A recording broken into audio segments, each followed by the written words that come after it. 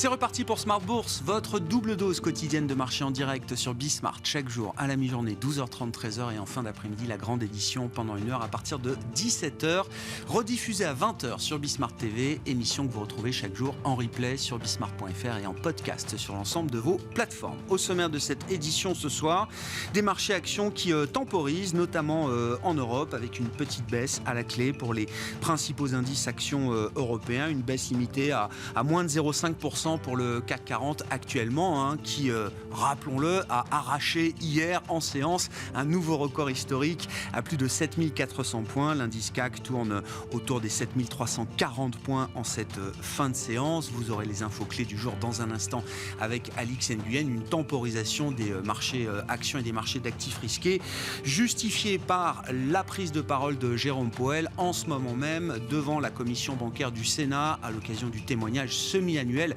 du président de la Réserve fédérale américaine, Jérôme Powell, qui relance le suspense en indiquant que si les données d'activité aux États-Unis continuent de se montrer plus fortes que prévu sur le front de l'activité économique, sur le front de l'inflation également, la Fed n'hésitera pas à aller plus loin encore dans le resserrement monétaire, à savoir aller plus loin que le taux terminal qui a été signalé aux investisseurs ces derniers mois. Et pour cela, la Fed n'exclut pas de revenir à un rythme plus agressif en matière de hausse de taux par rapport aux 25 points de base qui ont été délivrés lors du précédent meeting. Le prochain meeting se déroule les 21 et 22 mars et donc le suspense est relancé pour savoir si la Fed montera de 25 comme on pouvait l'anticiper jusqu'à présent ou si le rythme pourrait revenir à 50 points de base de hausse de taux. Au-delà du discours de Jérôme Powell qui sera répété demain devant la commission des services financiers de la Chambre des représentants, nous entrons dans une séquence clé en matière de données économiques avec toute une série de données d'emploi aux États-Unis sur les prochains jours jusqu'au rapport mensuel sur l'emploi américain qui sera publié ce vendredi pour le mois de février et la semaine prochaine, place à l'inflation avec le CPI américain qui sera publié le 14 mars et qui sera le dernier chiffre dur avant le meeting des 21 et 22 mars pour la Réserve fédérale américaine. Le cas de la BCE est peut-être encore plus immédiat et encore plus urgent avec des anticipations d'inflation dans les marchés qui risquent à nouveau de dériver et qui mettent peut-être à nouveau un peu de pression sur la crédibilité même de la Banque Centrale Européenne qui se réunira la semaine prochaine, le 16 mars prochain, pour délivrer une hausse de 50 points de base et fixer peut-être encore un peu plus les anticipations pour les prochaines hausses de taux à l'issue de celle du mois de mars. Voilà donc pour les sujets du jour. Place à la discussion avec nos invités de Planète Marché dans un instant et puis dans le dernier quart d'heure, le quart d'heure thématique, un peu de perspective historique autour de l'histoire des bulles dans le système financier. Une histoire aussi longue que l'histoire des marchés d'une certaine manière et ce sont les équipes de gestion d'Amiral Gestion qui ont planché sur le sujet. Louis Darvieux qui a publié un papier de recherche et d'analyse historique qui va nous permettre de nous plonger dans l'histoire des bulles et de ce que les bulles financières peuvent coûter à l'investisseur trop cupide. Rendez-vous à 17h45 donc pour revenir sur l'histoire des bulles financières.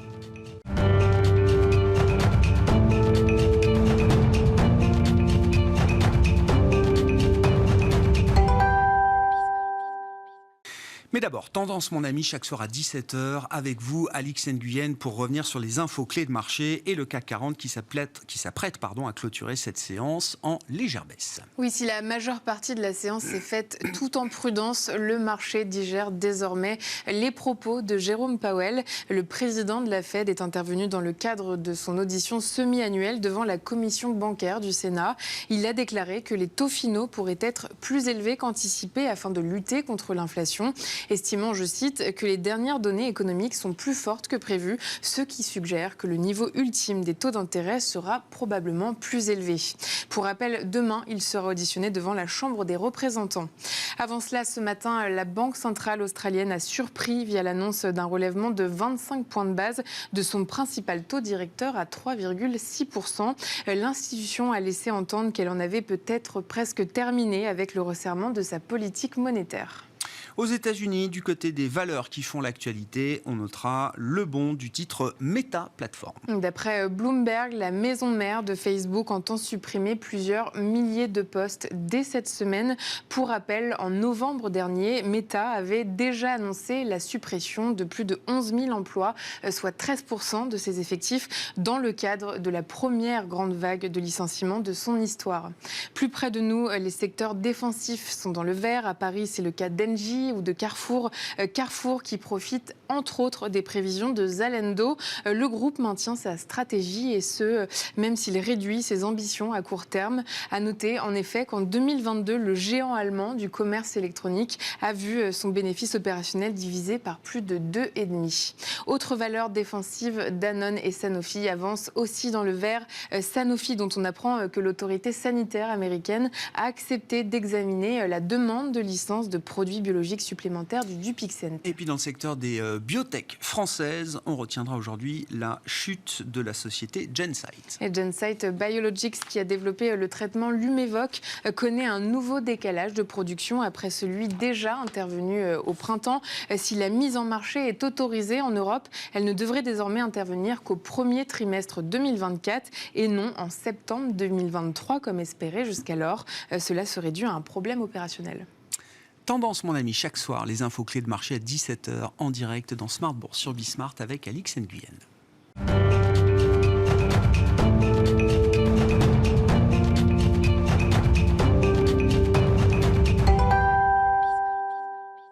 Trois invités avec nous chaque soir pour décrypter les mouvements de la planète marché. Frédéric Rollin est avec nous ce soir, conseiller en investissement de Pictet Asset Management. Bonsoir Frédéric. Bonsoir. Merci d'être avec nous. Merci à Stéphane Prévost de nous accompagner également. Bonsoir Stéphane. Bonsoir. Directeur général de la financière responsable, et Pierre Bismuth, à nos côtés également en plateau, DG et responsable des gestions de Myria Asset Management. Bonsoir Pierre. Bonsoir Grégoire. Merci d'être avec nous. Est-ce qu'il y a un risque que les banques centrales soient à nouveau en train de perdre le contrôle des anticipations d'inflation, Pierre ? Alors, effectivement, on voit que les swaps d'inflation, donc l'inflation anticipée par les marchés, notamment en Europe, c'est pas vraiment le cas aux États-Unis, mais en Europe, commence à décaler et on s'éloigne de plus en plus de la cible des 2% pour... on a franchi la semaine dernière d'ailleurs le seuil de 2,5%. On est revenu... sur le 5 ans, 5 ans, c'est ça qu'on regarde et que la Banque Centrale Européenne regarde ? Absolument. Et c'est vrai qu'on a justement ce matin modifié légèrement notre scénario de marché pour prendre en compte cette nouvelle donnée qui fait qu'on peut se demander si la Banque Centrale Européenne garde toute sa crédibilité. Alors on sait que le problème d'une banque centrale comme la Banque Centrale Européenne, c'est qu'on n'a pas d'unité fiscale et qu'on a des hawkish d'un côté, donc les pays du Nord et l'Allemagne, et puis des gens plus laxistes, on va dire, comme nous-mêmes, les Français ou les Italiens, voire les Grecs. Alors c'est vrai que cette désunité peut poser problème dans la fixation d'un taux unique pour lutter contre une inflation qui a des décalages. On voit bien que les gouvernements luttent différemment contre l'inflation. C'est vrai que on n'avait pas prévu cette inflation cœur qui a continué de remonter la semaine dernière. Et on voit que la BCE est un petit peu cornérisée par les marchés. On attend beaucoup du discours de Christine Lagarde, puisqu'elle avait déjà annoncé une hausse de 50 points de base, mais c'est la suite qui va piloter, en fait, dicter un peu l'avis des marchés. Qu'est-ce qui s'est passé en quelques semaines qui mettent à nouveau ce risque de crédibilité, ce risque de désancrage des anticipations d'inflation sur la table, alors que c'était quand même une des grandes victoires de 2022 pour les banques centrales, à travers les discours plus agressifs les uns que les autres, à travers des hausses de taux rapides et intenses, la phase de front-loading. On avait cassé cette dérive des anticipations d'inflation et on réussissait, au moins jusqu'à la fin de l'année dernière, à les contenir dans des zones qui paraissaient acceptables à terme. C'était quand même une première victoire importante pour les banques centrales. Qu'est-ce qui a changé de ce point de vue-là ? Alors, je pense qu'il y a plusieurs sentiments ou faits qui se conjuguent. On a la réouverture très rapide de la Chine qui peut donner le sentiment que finalement la croissance mondiale va être beaucoup plus forte que prévu. Et d'ailleurs, on a vu que les prévisions de croissance en zone euro et aux États-Unis commencent à remonter, alors qu'on était plutôt en fin d'année sur un scénario récessif. Là, on voit que malgré des hausses des taux, on a des prévisions qui remontent. Et on a toujours ce marché du travail inexplicable qui est d'une force absolument incroyable, aussi bien aux États-Unis qu'en Europe. On voit que la consommation tient, on voit que le marché immobilier en fait, a du mal à se réévaluer sous l'effet des hausses des taux. On a toujours des prix qui sont quand même finalement assez élevés, même si on a certaines presses qui quittent sur des chutes de l'immobilier. On parle de chutes de 1%, ce qui est quand même assez résilient. Donc on a des conjunctions... Même le battage médiatique n'arrive pas à... C'est ça, le problème, c'est qu'on a une conjonction de facteurs de faits et une conjonction d'impressions qui font que c'est très difficile de renverser la vapeur. Alors après, c'est quand même on a des chiffres qui passent de 5,3 à 5,6. On est quand même pas non plus dans un dérapage. On a quand même passé le pic aux États-Unis. On a passé le pic de l'inflation headline en Europe. C'est vrai que le chiffre d'inflation cœur a été une mauvaise surprise la semaine dernière, mais finalement qui n'a pas fait véritablement trembler les marchés. Vous l'avez dit en introduction, aux États-Unis, Jérôme Powell est extrêmement ferme dans le discours. On verra ce que ça donne dans les faits. Est-ce que on sait que la Fed aime manier le bâton avec un discours très fort, et puis on voit que dans les faits, ça peut se radoucir. Ça, c'est vraiment la crédibilité qui est très ancrée. En Europe, on doit encore peaufiner notre discours, je pense, du côté de la BCE pour être plus crédible encore. Ouais, j'entends. Bon, le suspense est un peu relancé quand même. Jérôme Powell remet sur la table la possibilité d'une hausse de taux de 50 points de base le 22 mars prochain, Frédéric. Oui, la Fed constate que l'inflation finalement est un petit peu plus collante qu'elle ne l'anticipait. Et c'est vrai, on a eu des chiffres qui étaient plutôt médiocres, et même tout à l'heure, le chiffre des prix des voitures d'occasion qui a continué de monter. C'est reparti à la hausse. Et donc, il y a une certaine inquiétude, force du marché de l'emploi, etc. Nous, on pense que l'inflation va baisser, mais qu'il faudra quand même que la Fed soit sévère. Alors, je ne sais pas s'il faudra qu'elle remonte de 5 ans. Je ne sais pas s'il y a urgence, parce que la tendance à la baisse de l'inflation pour nous est bien là. Mais attention, ce qui est important pour nous de dire, c'est que la Fed devra rester quand même sévère longtemps. Donc les baisses de taux qui ont été anticipées à un moment donné, ça a disparu du marché vers le milieu de l'année et puis même vers la fin de l'année. Je pense qu'il ne faut pas y compter. Alors d'un côté, pourquoi l'inflation va baisser doucement? Parce qu'on a déjà eu le meilleur. C'est-à-dire qu'on a eu une baisse des prix des biens à la consommation, de l'inflation, qui a été très forte. On est autour de 1% aujourd'hui. Pour les biens. Pour les biens. Oui, bien sûr.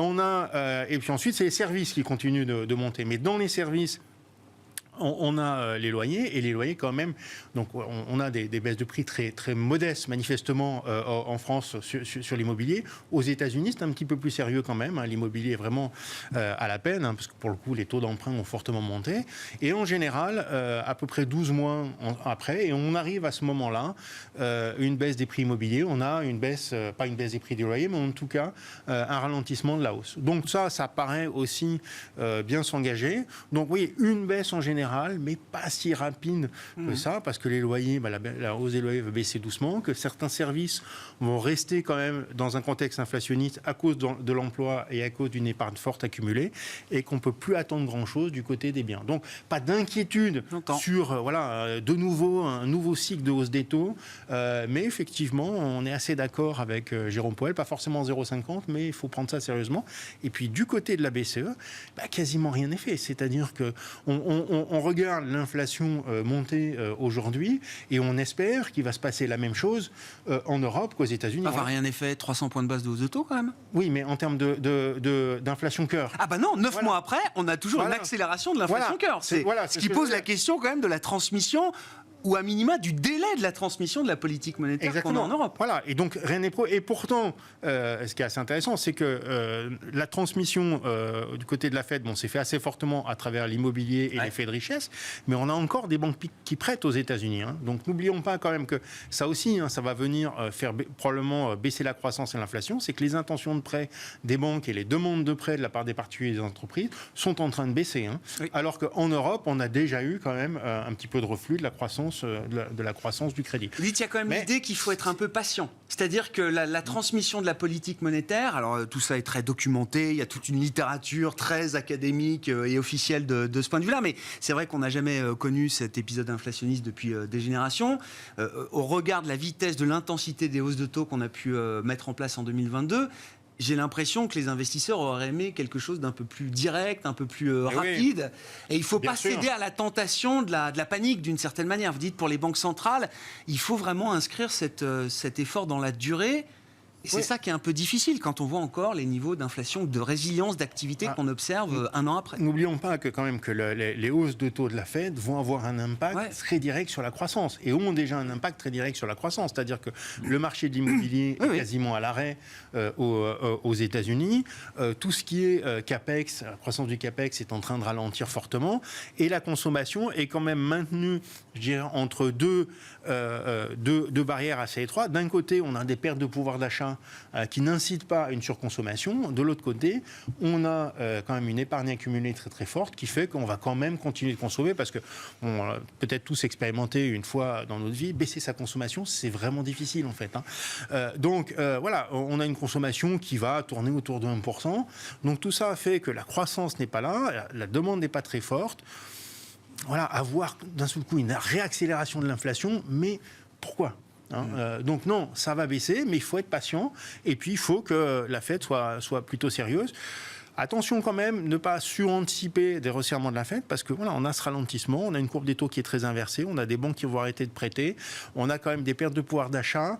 Être un petit peu trop sévère du côté de la Fed, c'est quand même risquer la récession. Alors on l'a un peu oublié, on a eu des très bons chiffres, c'est très bien, mais attention quand même, on marche un petit peu au bord du précipice en termes de croissance, c'est remonter un petit peu, mais il ne faut pas que la Fed quand même soit trop sévère. Donc, c'est un vrai débat. Il y a faire un quart de point qui vont continuer à leur rythme, sauf un nouveau chiffre d'inflation particulièrement sévère. Mais ce n'est pas, comme je le disais, ce que nous anticipons. Rendez-vous le 14 mars pour le prochain CPI américain. Comment vous analysez l'état de l'inflation et la politique monétaire à ce stade Stéphane Prévost, on est passé du sprint de 2022 à l'idée d'une course de fond quand même maintenant, avec une inflation qui s'est diffusée, qui s'est installée, alors peut-être pas pour toute la vie, mais en tout cas pour un temps plus long que prévu. Oui, mais en Europe, je pense qu'elle va persister. Nous ce qu'on pense, effectivement, vous avez donné le mot d'ordre, patience. Je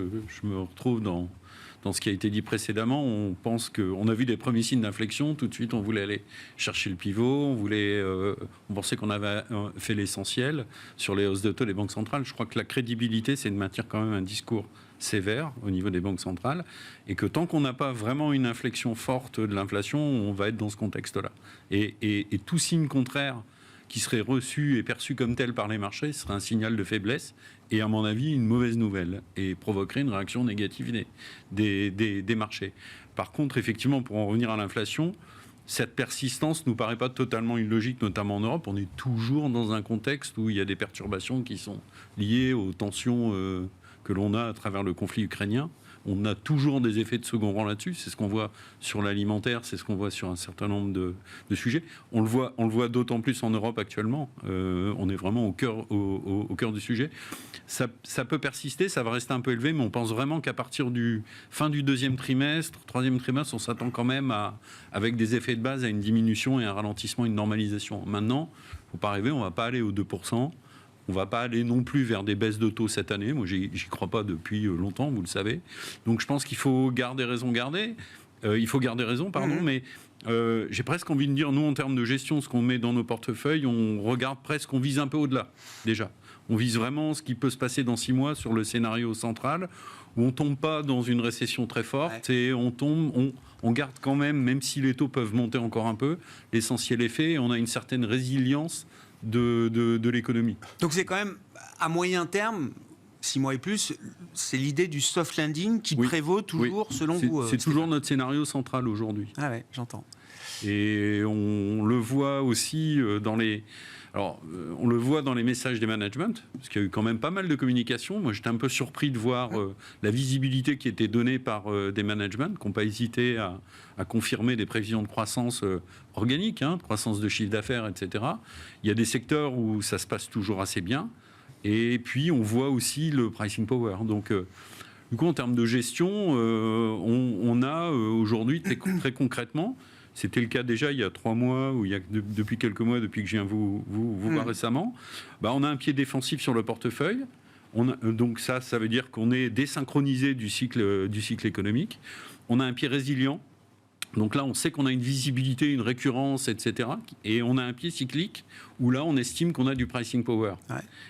Et donc aujourd'hui, sur nos fonds, sur la gestion Action Europe, c'est ce cocktail qu'on met en place pour bien traverser cette période-là. Parce qu'effectivement, d'un mois à l'autre, si on se met dans la perception, la psychologie des marchés, c'est extrêmement compliqué de savoir où ça va aller. Et on le voit, au mois de février, on a eu, quand les taux longs ont commencé à remonter, on a vu que les valeurs de qualité avaient retracé un petit peu. On était revenu sur certains dossiers. Donc... Je comprends que l'investisseur soit attiré par cette idée de pricing power. Est-ce que ce n'est pas quand même le nœud du problème d'un point de vue macroéconomique ? On constate que, alors, il y a une augmentation des salaires, mais la spirale prix-salaire, elle est loin d'être évidente, notamment en Europe, puisqu'on voit quand même les prix qui progressent plus vite que les salaires aujourd'hui. On est toujours avec une croissance des salaires réels qui est négative. En revanche, ce qu'on observe, alors il faut distinguer différents secteurs, le positionnement de chaque entreprise. On voit des profits et des marges qui accélèrent et qui vont beaucoup plus vite que la hausse des prix des intrants notamment. Et c'est vrai que là, on se dit, on entre dans une spirale où c'est la hausse des marges, la hausse des profits qui est en train de tirer les prix, ou l'inverse. Enfin, c'est un peu le cercle prix-profit qui prédomine aujourd'hui. Oui, alors, il faut quand même regarder, c'est véritablement nous, ce qu'on a vu dans nos résultats, dans ce qu'on a en portefeuille. On a vu que c'est quand même le fruit d'une vraie augmentation de la demande et d'un maintien de la demande et de redémarrage très fort. Et on l'a vu à travers le luxe, on le voit à travers la construction, on le voit à travers les activités liées à la transition énergétique sur des sociétés comme ça. Il y a une demande qui est persistante. Et même, on n'a pas une hausse, si vous voulez, des prix qui est uniquement générée par une protection de marge. On a des coûts. Et d'ailleurs, on a eu des révisions en 2022. Certains dossiers avaient souffert, avaient marqué le pas. Je vous rappelle, par exemple, Michelin, si vous preniez, ils avaient donné en début d'année une prévision de free cash flow d'1,5 milliard. À la fin de l'année, on avait 500 millions. Donc il y a eu 1 milliard qui est passé dans les hausses de coûts, de matières, de transport, de logistique, etc. Là, aujourd'hui, quand on voit à nouveau ce que dit ce management, on repart à peu près sur une normalisation. Mais entre-temps, l'effet de hausse de prix a permis d'absorber, de protéger globalement à peu près la marge, mais on a une persistance de la demande et on continue à le voir. Donc c'est difficile à notre niveau d'estimer qu'on a une boucle d'entraînement systématique. Ce que nous disent nos économistes, c'est que de toute façon, la progression des salaires, elle arrive toujours derrière et elle suit avec un certain décalage. C'est le risque qui est encore devant nous. Oui, c'est ce qu'on a encore un petit peu devant nous, mais c'est pas forcément aussi fort que l'inflation. D'après ce qu'ils anticipent. Moi, je trouve que ça pose la question du scénario boucle d'or. C'est vrai qu'au cours du mois de janvier, on avait des données économiques qui étaient un petit peu meilleures et une inflation qui baissait. Oui. On disait, voilà, on est dans le meilleur des mondes. Finalement, on va maintenir une croissance bénéficiaire. Et puis, dans le cadre de banques centrales qui vont gentiment accompagner la baisse de l'inflation. Et ce dont on s'aperçoit, c'est que finalement, ça sera un peu soit l'un, soit l'autre. C'est-à-dire que, en tout cas, on peut se poser la question maintenant que, voilà, au moment où finalement les données économiques sont un petit peu plus fortes, et ben l'inflation remonte. Donc soit on aura des banques centrales qui vont être plus sévères parce que l'inflation va remonter sous la pression de la demande, donc plus de bénéfices mais des taux plus hauts, soit l'inverse. Mais le cas scénario boucle d'or où on a les deux, finalement, devient un peu improbable et c'est peut-être ce qui est aujourd'hui en train de rentrer dans la tête du marché. Ah ouais. Après, c'est vraiment entreprise par entreprise. Oui, on ne peut pas en tirer des généralités sectorielles de cas particuliers. Oui. Donc, je ne peux pas tirer des constats généralisés. Non, mais je me mets à la place de secteurs ou d'entreprises qui ont vécu alors sous l'effet de la concurrence dans une séquence déflationniste très très longue. C'est vrai, quand on a l'opportunité de profiter d'un esprit inflationniste qui s'installe un peu partout, où on se pose plus trop la question de savoir, tiens, plus 10, plus 15, plus 20, pourquoi pas, ça passe. Est-ce qu'on n'est pas en train de figer quand même des choses, alors même qu'on a des prix d'entrant, que ce soit les transports, ressources de base, matières premières au sens large, qui sont quand même en train de s'effondrer, venant des pics et des niveaux extrêmes qu'on a pu connaître.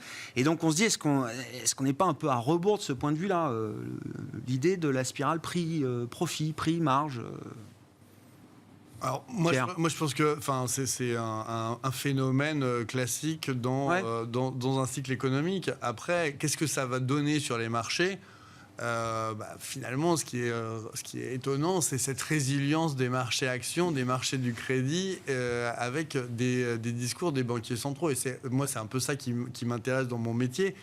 Et ce que je juge finalement être une très bonne nouvelle, c'est que les investisseurs sont vraiment au diapason, et même si on a des discours très forts, finalement c'est considéré maintenant comme une bonne nouvelle, et qu'on a un pilote dans l'avion, alors que franchement, il y a un an, l'inflation transitoire, on s'en souvient, que c'était compliqué de vendre le transitoire. Finalement, on est toujours dans un cycle assez transitoire aux États-Unis.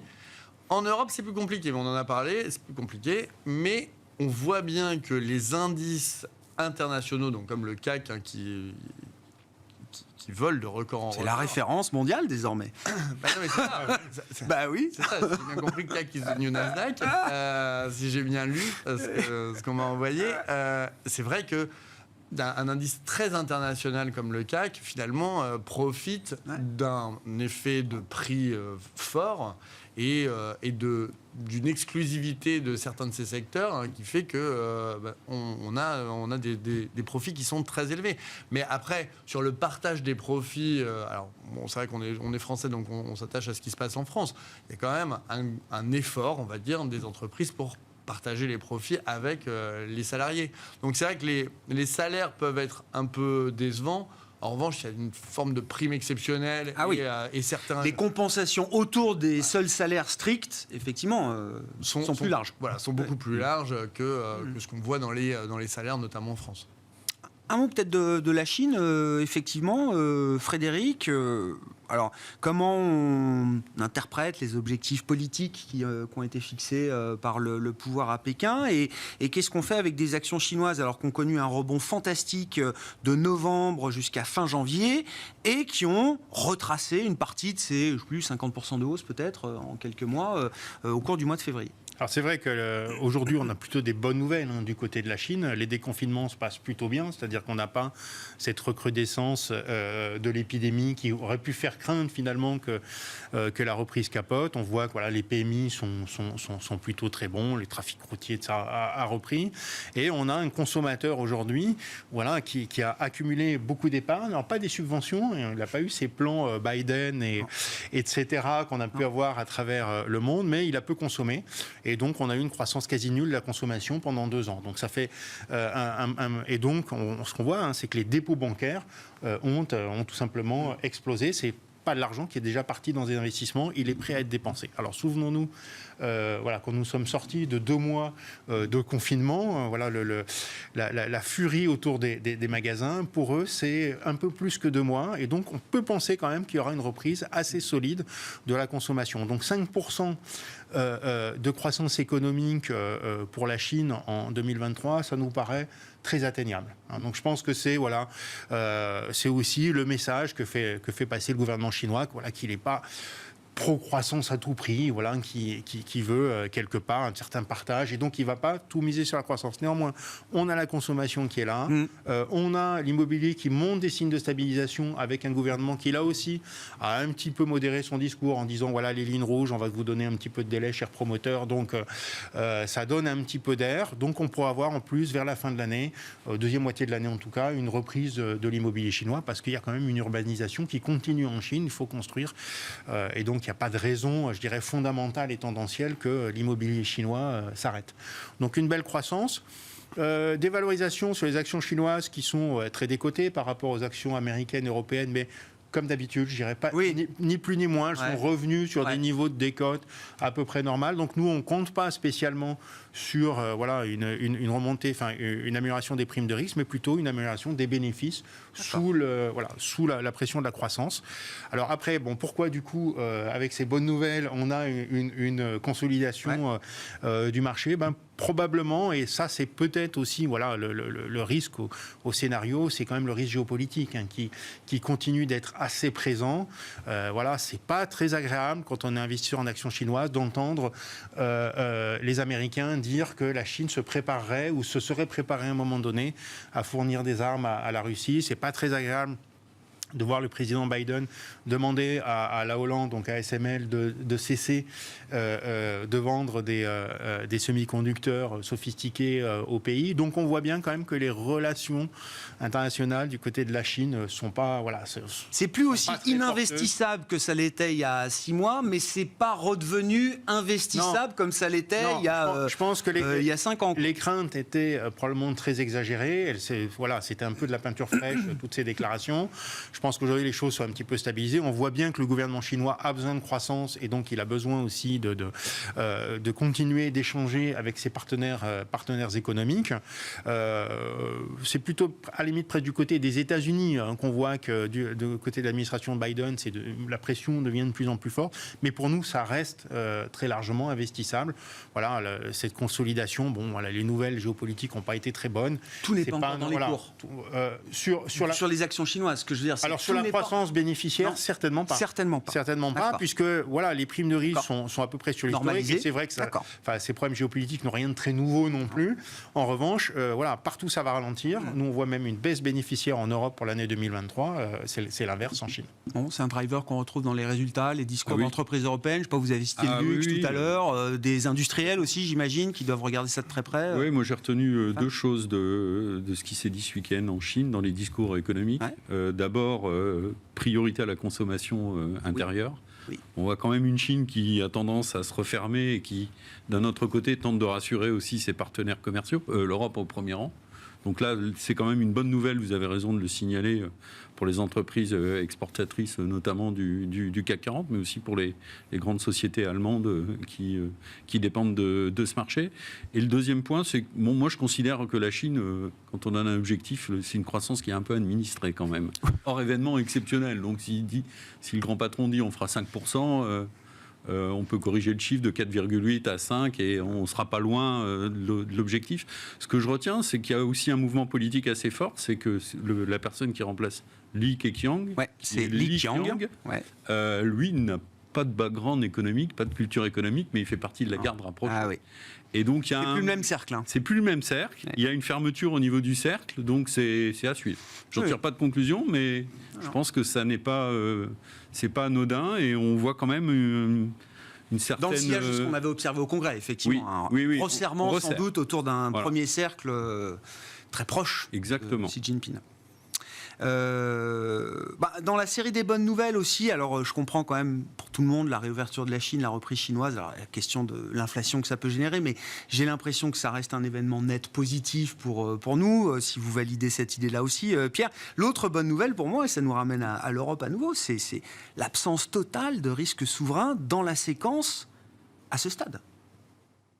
Ah oui, c'est très clair. Il y a l'été dernier, c'était le seul sujet de discussion, le spread Italie-Allemagne qui allait exploser dans la phase de normalisation des taux, qui allait limiter la capacité de la BCE à normaliser, et on allait replonger dans la crise souveraine qu'on a tous connue il y a 10 ans. Une limite avait été fixée quand même. Mais pour revenir juste sur la Chine. Sur la Chine, parce que vous savez que j'adore. Donc, selon Myriam ou moi, en termes d'allocation d'actifs, je pense qu'on a toujours mieux à faire, même si c'est une excellente nouvelle pour les marchés développés. C'est très bien, on en profite, c'est vraiment bien. Après, en termes de gouvernance, c'est toujours, et ça a un peu été évoqué, c'est toujours autant cataclysmique. Donc ça ne peut plus avoir la même place dans les allocations que je comprends, non, quand même. Vous qui êtes... Je crois que non, la question qui se pose, c'est la croissance de long terme. La croissance de long terme, pour nous, ne semble pas avoir été vraiment endommagée. Donc elle va baisser naturellement, baisse de la démographie, baisse des gains de productivité. Voilà, D'accord. peut-être un petit peu plus de dirigisme, mais aussi des règles qui ont été édictées qui nous semblent plutôt bonnes, en général, en tout cas d'un point de vue économique. Donc non, pas forcément. Je pense que ça a toujours une place assez équivalente. Ouais, bon. Nous, on préfère vraiment investir sur des marchés libres. fait un marché. Libre, ça c'est sûr que le fonctionnement libre des marchés, c'est quand même clé sur l'investissement, même si c'est une très bonne nouvelle macroéconomique. Sur le spread européen, donc une limite avait été fixée, je crois que c'était 250 points de base par Christine Lagarde. Oh bah, je suis pas... C'était monitoré. Oui. D'ailleurs, le marché avait essayé de tester. On était passé à 200. Le marché a en tête que 250, c'est un spread clé pour la Banque Centrale Européenne. On voit que le spread se réduit. Ah, mais Et complètement. ça, c'est plutôt une bonne nouvelle sur la dynamique zone euro, même si la BCE a toujours ses vraies contraintes d'unité. Ça s'est bien resserré par la hausse justement des taux allemands au mois de février et finalement un niveau record, on va dire, mais plutôt stable au record sur les taux italiens qui sont supérieurs maintenant aux taux grecs. La bonne nouvelle, c'est quand même que les taux instantanés les taux réels instantanés sont vraiment très fortement négatifs. Donc, je pense que le marché se dit... Alors, on a une confrontation entre le marché des actions et le marché des taux. Le marché des taux, lui, s'ancre sur des anticipations, donc à 2,5, alors que l'inflation est à 8,5 constatée, et donc qu'on a un taux réel extrêmement négatif. C'est plutôt une bonne nouvelle qu'on ait un marché obligataire plutôt dépressif et prêt à financer l'Italie à 4,5, alors qu'on devrait être beaucoup plus haut, logiquement. Logiquement, même si finalement on a des anticipations d'inflation qui sont très ancrées. Ils vont faire 1% de croissance cette année, l'Italie. Ouais, donc Ils font un peu mieux là dans cette crise. On voit pas mal de pays, alors les so-called pigs, mais qui surperforment. Absolument, mais on devrait avoir un ratio de dette sur PIB qui finalement qui reviendrait, enfin qui tendrait à baisser, ce qui est plutôt une bonne nouvelle. Bah oui. Donc j'ai l'impression que c'est plus l'enjeu. L'enjeu, c'est tant que l'inflation n'est pas sous total contrôle, c'est plutôt une bonne nouvelle. Et donc je pense que c'est pour ça que le spread revient sur des niveaux inférieurs à 200 points de base. L'inflation, on l'a beaucoup espéré pendant c'est bien de le rappeler. Temps, oui, et oui. c'est vrai que là, On est il faut servi. quand même voir le bon côté des choses. Ouais. Oui, ça fait baisser les ratios pour l'instant de finances publiques. Vous citiez tout à l'heure la Grèce en la mettant dans les pays. Je tiens à noter quand même que la Grèce va retrouver sans doute son statut d'investment grade en termes de notation crédit souverain cette année. Après 10 ans effectivement très compliqués, il faut voir les efforts de la trajectoire grecque sur les finances publiques et encore devant nous. Je crois qu'ils ont l'ambition de faire baisser encore 30 points de PIB, 30 points le ratio de déficit sur PIB. Alors partant évidemment d'un niveau c'est spectaculaire, vraiment, c'est spectaculaire, mais il y a quand même l'idée que le mauvais élève a quand même non seulement rentré dans le rang, mais peut permettre de relever la tête et de ne pas rougir aujourd'hui par rapport à absolument. On parlait d'économie administrée, de marché libre. Je voulais bien avoir votre regard sur ce rebondissement dans la réglementation européenne sur la fin des moteurs thermiques 2035, avec donc l'Allemagne qui se rebiffe. D'autres pays s'affichaient déjà contre cette mesure. L'Italie aussi, je crois, sauf que l'Allemagne, évidemment, ça risque de faire basculer la situation, puisque c'est un pays qui compte en termes d'habitants et qui risque de mettre la majorité qualifiée nécessaire à mal dans ce vote attendu pour validation finale des objectifs 2035 et la fin des moteurs thermiques. C'est un mouvement politique, parce qu'effectivement, vous avez raison, il faut une majorité qualifiée pour faire passer la mesure. Donc il y a un report en attendant d'avoir un texte qui prévoit l'intégration, tel que ça avait été prévu dans les négociations en amont des biocarburants. Oui. Donc, carburant de synthèse, e-fuel, biocarburant, les carburants de nouvelle génération. Les carburants qui sont considérés comme durables ou permettant la transition. Censés être carbone neutre. Voilà, carbone neutre. Et donc il faut 15 pays et au moins 65% de la population pour faire valider le vote. Donc tant que c'est la Bulgarie et l'Italie, ça va. Et l'Allemagne, il y a un jeu politique du FDP qui revient sur le sujet pour mettre la pression auprès de la Commission européenne. Moi, je regarde ça avec... ça nourrit toujours, vous le savez, mon sentiment. Moi, je reste à l'écart des constructeurs auto. D'accord. Ça vous Parce que l'environnement, si vous voulez, on comprend bien, on a vraiment un choc de matérialité entre l'enjeu environnemental, le scope 3 autour des émissions, etc., tous les enjeux environnementaux, et puis la matérialité sociale et économique qu'on va avoir et les conséquences à long terme. Et il ne faut pas oublier qu'il y a 2 gros constructeurs quand même très importants qui figurent dans les indices notamment. Il y a un lobbying important. Eux n'ont pas donné de deadline sur la date à laquelle ils passeront à 100% sur les marques allemandes, vous voulez dire, les groupes allemands? Ah oui, Ouais. vous verrez. Vous ne trouverez pas d'engagement de BMW et de Mercedes. Ouais. Ils ont simplement dit horizon 2025 pour le premier et 2030 pour le deuxième, on sera à 50% sur l'électrique. Pourquoi? Parce qu'ils ont des marchés internationaux. Il n'y a pas que l'Europe pour eux. Et c'est vrai qu'en termes d'investissement, cette volte-face pose des problèmes de visibilité. Mais moi, je reste toujours convaincu que de toute façon, une réglementation à marche forcée de ce type-là, en laissant les frontières grandes ouvertes, ça reste un problème parce que il y a des constructeurs étrangers, notamment en Chine, qui sont beaucoup plus avancés, qui sont déjà mass market avec des produits et qui n'attendent qu'une chose, c'est de pouvoir venir proposer leurs produits aux consommateurs européens. Et là, à mon sens, on pourrait être balayé et les constructeurs européens qui sont trop européens, trop domestiques, auront des grandes difficultés. Vous vous souvenez de ce qui s'est passé, je ne dis pas que ce sera la même chose, mais sur le photovoltaïque, par exemple, où on pouvait avoir une filière d'excellence en Allemagne, balayé par le low-cost chinois. Oui. Vous vous souvenez des valeurs comme Q-Cells, etc. Finalement, c'est l'argument prix qui a compté plus que la technologie. Donc, sauf que là, on est sur des produits premium, etc. pour certaines marques, mais ça jette quand même un gros problème de visibilité. Et je pense qu'il serait peut-être plus raisonnable. 2035, ça veut dire que pour un constructeur où on met 10 ans à produire une voiture, on est déjà sur les produits qu'on proposera à cette époque. Donc, si vous voulez, il y a un vrai problème de décision politique, et le temps du politique n'est pas le temps de l'industrie.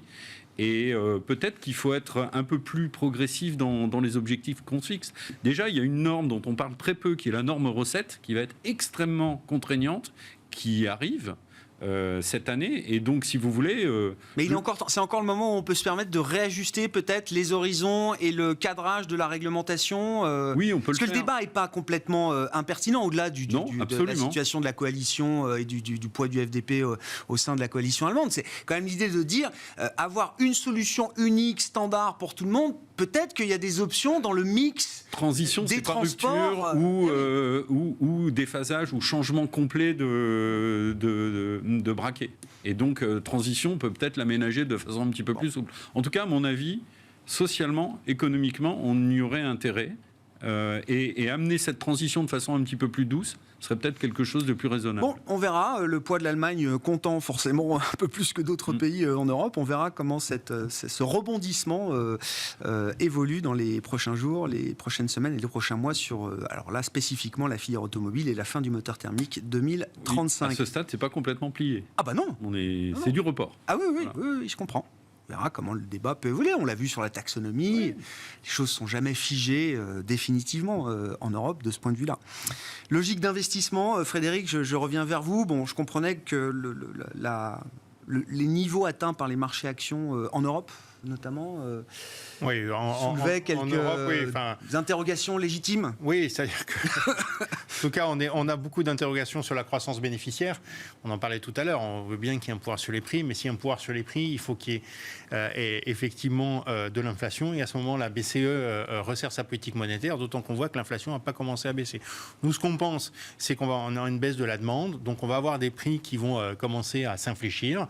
Voilà, et donc le pouvoir sur les prix des entreprises va se réduire, alors que l'emploi aura encore de l'inertie et qu'elles vont continuer d'avoir des hausses de coûts. Donc on va avoir des baisses de marge, ce qui n'est pas aujourd'hui anticipé par les marchés. Donc plutôt attention pour nous au marché européen. Bon, les marchés américains un peu moins, ils ont déjà quand même un petit peu pris en compte pour nous ces données-là. Hein. Ils sont en avance. La saison bénéficiaire, on l'a vu, n'était pas terrible. Donc avec des baisses de marge, une baisse, oui, c'est ça. Voilà, et puis la baisse des marges a déjà commencé. Pour nous, elle va arriver. Elle va arriver en Europe, et peut-être que, en tout cas, quand on regarde les consensus des analystes, c'est pas dedans. Hein, voilà. Donc, alors que ça nous paraît quand même relativement logique. Et du coup, nous, on se reporte plutôt sur les actions chinoises. On en a parlé. et puis sur les valeurs de croissance. Alors on constate effectivement que les valeurs de croissance rendent un peu de leur surperformance parce que les taux remontent. Je vous le disais tout à l'heure, voilà, il y aura peut-être un petit peu plus de resserrement, etc., mais les taux longs ont fait quand même l'essentiel du chemin. Ce qu'on voit, c'est que le cycle économique est en train de ralentir, donc les cycliques, pas terribles, souvent donc des values, pas terribles, sur lesquels en plus les visibilités, compte tenu des changements technologiques, sont assez faibles, et en plus des investisseurs qui vont chercher ce qu'ils aiment, de la croissance bénéficiaire. Et de la croissance bénéficiaire, il n'y en aura pas sur les cycliques, il y aura peut-être de la décroissance, il y en aura plutôt sur les valeurs. Il y a un moment de rotation là dans le marché à capter. Pour nous, oui, Ah ouais. il a déjà commencé. Là, on a une petite consolidation, D'accord. mais ça devrait pour nous repartir. Pierre, pour conclure avec vous sur la logique d'investissement. Et sur la logique d'investissement sur un portefeuille 50-50, surtout ne pas être sous-investi sur les actions avec pour une fois une prime aux actions européennes. C'est vrai qu'on aime bien les actions européennes. On fonctionne beaucoup en cœur satellite sur les investissements pour l'instant.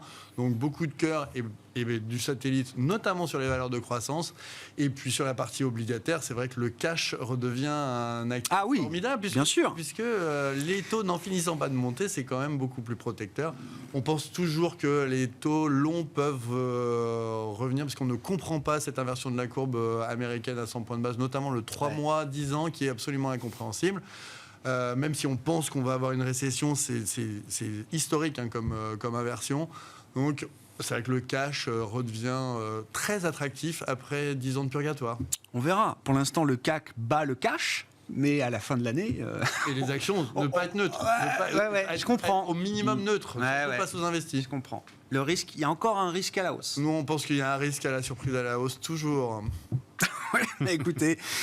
Messieurs, merci beaucoup d'avoir été les invités de Planète Marché ce soir. Frédéric Rollin, conseiller en investissement de Pictet Asset Management, Stéphane Prévost, DG de la financière responsable, et Pierre Bismuth, DG responsable des gestions de Myria Asset Management, étaient avec nous en plateau.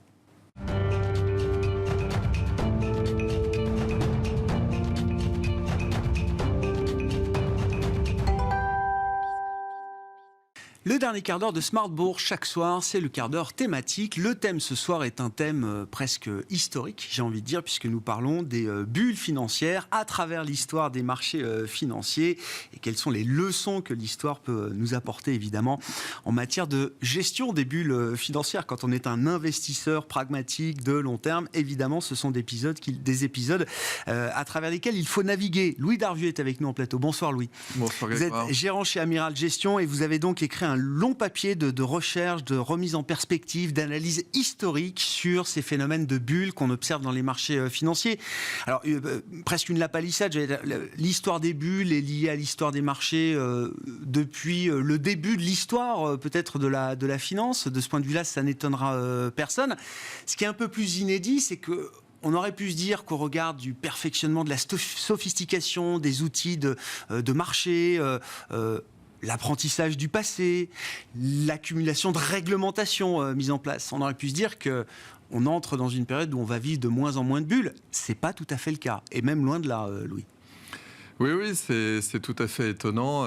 Il y a ce progrès technique qui permet des échanges à la milliseconde, de plus en plus de fonds quantitatifs avec des modèles de plus en plus précis, la formation aussi des opérateurs qui progressent. Et pour autant, effectivement, des bulles, d'une certaine façon, de plus en plus fréquentes. Il avait fallu des changements entiers de génération pour passer de la bulle de 1929 à celle du tournant des années 70 aux États-Unis et ensuite à celle de 2000. Et je me souviens, quand Amiral Gestion commençait, c'était les débris de la bulle de 2000. Un traumatisme pour toute une génération d'investisseurs, on ne parlait que de ça. Et pour autant, dès 2005-2006, il y avait l'émergence de nouvelles bulles sur l'immobilier américain et puis sur les pays émergents, les matières premières. Et puis là, encore plus étonnant, c'est-à-dire on a eu ces dernières années une bulle sur les valeurs technologiques côté action qui était très semblable à celle qu'on a connue il y a à peine 20 ans. Ouais. Très clair. C'est vrai que quand on fait le parallèle du Nasdaq au tournant des années 2000 et de ce qu'on a vécu jusqu'à 2021 sur le Nasdaq, on retrouve des formes parfaitement comparables. D'ailleurs, il y a un mot à dire peut-être de ce qui caractérise une bulle, même sur le plan mathématique, Louis. Qu'est-ce qui caractérise, qu'est-ce qui définit une bulle et la forme d'une bulle? Est-ce que là, l'histoire nous apprend qu'il y a une forme de répétition de ce point de vue-là? Oui, alors en fait, c'est assez simple. Hein. On l'a bien en tête graphiquement, c'est cette envolée des cours. Mathématiquement, ça se traduit par deux écarts types par rapport à la tendance précédente. Mais c'est tout simplement cette accélération, cette euphorie qui est à la fois franche et durable. Ce qui est notable, c'est que ce type d'excès se produit beaucoup plus à la hausse qu'à la baisse. Hein. Les paniques sont rapides. Par contre, les moments d'euphorie sont assez longs, comme on l'a eu ces dernières années, clairement. Et puis, l'autre chose, c'est que régulièrement, ce qui se passe, c'est qu'on va toujours revenir à la tendance précédente. En fait, ce qui a été créé par cette ébullition, ce sentiment d'invulnérabilité, disparaît dès qu'on revient à la réalité, en fait. Je reviens sur la sophistication des marchés, mais c'est vrai qu'il faut dire un mot aussi de la psychologie de l'investisseur. Et c'est vrai que l'investisseur boursier est par nature, par construction, j'allais dire, tourné vers la croissance, tourné vers les nouvelles histoires, tourné vers les ruptures, les progrès technologiques. Mais malgré la sophistication des outils, dont on aurait pu se dire, tiens, ces nouveaux outils vont permettre d'enlever un peu l'émotion de l'investisseur en tant que personne humaine, vous dites, c'est pas ce qu'on observe aujourd'hui. Au contraire, c'est peut-être des outils qui amplifient encore et qui accélèrent la fréquence de ces phénomènes. Alors oui, on a pu voir les deux. En fait, ce qui se passe, c'est que à partir du moment où ça se déclenche, il y a effectivement des effets psychologiques qui sont irrésistibles. Hein. Donc la hausse, si vous voulez, la hausse du cours et sa propre auto-justification.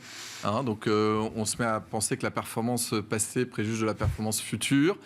Et cette hausse, elle est tellement forte, tellement rapide qu'on ne peut plus y résister. Donc, c'est animal, quoi. C'est animal. Donc, côté professionnel, ça se traduit par de la rationalisation. Hein. Donc ça, on le voit dans toutes les bulles. Hein. On l'a vu en 2000, c'était...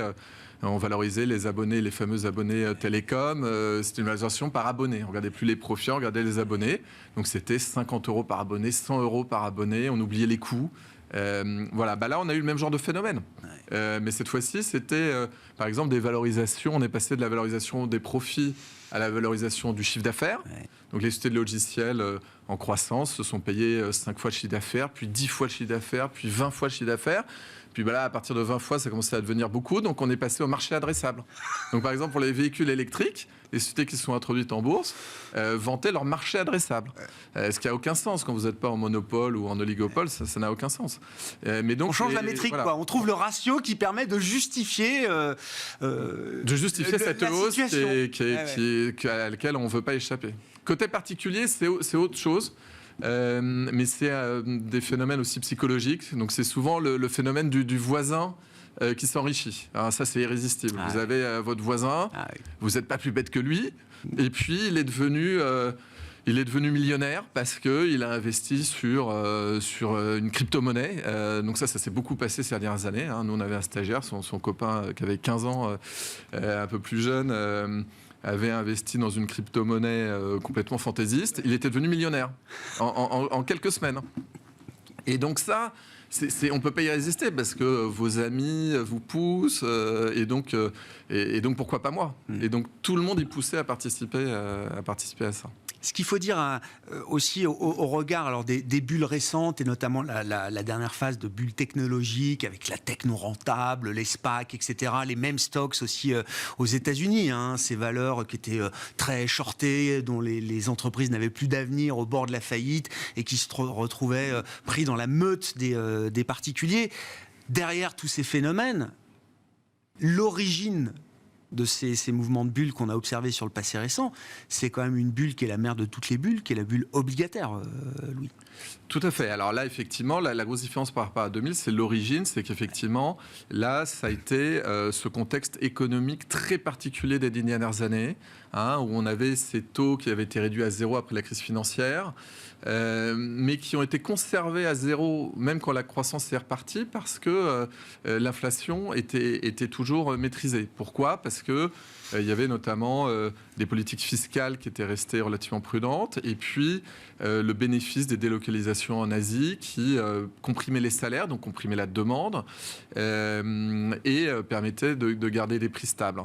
Et pendant ce temps-là, des bénéfices des entreprises qui progressaient grâce justement aux salaires maîtrisés, et puis à des phénomènes tout à fait conjoncturels, comme les baisses d'impôts, par exemple, de Trump aux États-Unis. Ouais. Et en fait, ce qui s'est passé, c'est qu'à un moment, on a trouvé ça tellement convaincant comme équilibre qu'on a commencé à le projeter à l'infini.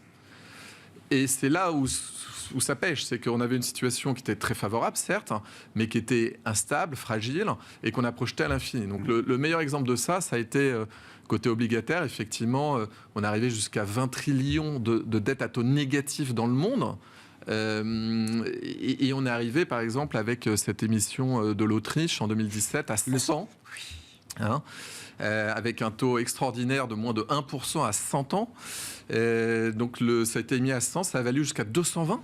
Aujourd'hui, on est à 38. C'est à oui, moins de 50, c'est ça. Oui, c'est ce que je veux dire. Oui, c'est ça. C'est sur un actif qui est considéré sans risque. C'est d'une obligation d'un État qui fera jamais défaut, l'Autriche, voilà. Mais moins 80%. Mais pour un actif sans risque. Tout a un prix. À ce stade-là, quand vous regardez les marchés globaux, Louis, vous dites, la plupart des bulles majeures sont dégonflées. Est-ce que d'autres apparaissent ? Est-ce qu'il y a encore du travail à faire sur l'aspect bulle de prix dans certains segments de marché ? Et je parle de marché clé, parce qu'on peut toujours trouver ici et là des phénomènes bullesques, mais là je parle de marché structurel, structurant. Alors, effectivement, avec ce qui s'est passé en 2022, donc effectivement des pertes historiques sur le marché obligataire, une grosse partie de la bulle s'est dégonflée. Donc, on parlait tout à l'heure de la dette à taux négatif. Aujourd'hui, il n'y en a plus. Dans le monde, elle a complètement disparu. On avait fini par trouver ça normal, mais aujourd'hui, on est revenu justement à la normale. Côté action, on a eu dans toutes les parties bullesques du moins 40 à moins 80 dans les 18 mois de mi-2021 à fin 2022. Donc là aussi, notamment aux États-Unis, il y a eu une vraie correction qui s'est opérée. C'est pas complètement fini à mon sens. Par exemple, en Europe, les valeurs de croissance sont toujours à des primes qui sont encore au-delà de leurs normes historiques. Mais donc, il y a des opportunités qui commencent à apparaître côté valeurs technologiques. Voilà, donc il faut être prêt. Nous, on a lancé récemment un fonds technologique parce que souvent aussi, on passe d'un extrême à l'autre. Donc, il peut y avoir des aberrations aussi dans l'autre sens. C'est ce qu'on avait vu en 2002, en 2003. Donc, il faut être prêt pour ça. Mais on a fait une bonne partie du chemin, je dirais, aujourd'hui. Voilà. L'enseignement pour des investisseurs de long terme, stock picker chez Amiral Gestion, est-ce qu'il faut à tout prix éviter les bulles ? Parce que c'est quand même dur, ne serait-ce qu'en termes de performance. Quand tout le monde est dans une bulle en formation, et une bulle qui peut durer longtemps. Alors on regarde l'histoire, ce sont des phénomènes qui peuvent être courts, mais à l'aune d'une génération ou d'un temps humain, ça peut durer plusieurs années. Être complètement à l'écart de ces mouvements de prix, aussi irrationnels soient-ils, ça peut être difficile pour un investisseur. Ah bah tout à fait, c'est ce que disait un investisseur américain, les bulles commencent par tuer ceux qui n'y croient pas, puis ceux qui y croient. Donc effectivement, il y a eu ces performances dramatiques l'année dernière pour ceux qui avaient été embarqués dedans. Mais c'est vrai que pour ceux qui n'y ont pas participé, ça a été une longue période de sous-performance avant, quand on avait de la trésorerie, quand on avait des actions décotées, etc. Mais c'est vrai que j'aime bien la citation de Jean-Marie Éveillard, un grand investisseur qui avait, en 99, qui avait dit « Je préfère perdre la moitié de mes clients que la moitié de l'argent de mes clients ». Oui, bien sûr. Un gestionnaire d'actifs célèbre, Jean-Marie Veillard. Oui, bien sûr. Qui ensuite a retrouvé ses actifs et a développé First Eagle, qui est devenu un des plus grands gérants dans le monde. Merci beaucoup Louis, merci pour ces quelques éléments de perspective, d'analyse historique sur l'histoire des bulles et le comportement des investisseurs à travers ces moments de bulles. Louis Darvieux qui était avec nous en plateau, gérant chez Amiral Gestion. Alors, long papier de recherche, je le disais, qu'on retrouvera à un moment quand même bientôt sur le site d'Amiral Gestion, parce que je disais oui, c'est un vrai long papier de recherche qui mérite d'être lu pour ceux qui veulent s'instruire encore un peu plus sur ces phénomènes de bulles qu'on connaît et qu'on connaîtra encore sur les marchés financiers. Louis Darvieux, gérant chez Amiral Gestion, qui était l'invité du quart d'heure thématique de Smart Bourse ce soir.